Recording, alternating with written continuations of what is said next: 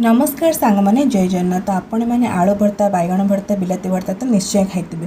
तो चलते आम नुआ कर आज बनवा कुंदूरी और आलू भर्ता। तो से आम प्रेसर कुकर में आलू और कुंदूरी को भल भाव सिझेदेवा। सिझे सारापर काढ़ी आनी आलूर चोपा छड़ीदे आम भल भाव एमती चकटीदेवा। आपण मैंने हाथ में चकटिले भी भल, आपण मैंने शिଳରେ कुटिदेले भी भल हम कि मैं हाथ में चकटी। तापर कढ़ाई टे तेल गरम कर सोरिष तेल मुझे कारण सोरिष तेल टे बास्ना भल लगे। तापर सोरिष तेल जीरा और सोरिष टे फुटेदेवे। सोरिष फुटे सारापर छोट छोट कटा होता पिज और कटा होता कंचा लंका को से पकईदे भल भाव संतुली देवे। संतुली सारापर आम कौन करवा छेचा हो रसुण को से पकईदेवा कहीं बास्ना भल आसपर हलदी और लुण टे पकईदे आम आउ थे संतुली देवा भल भाव।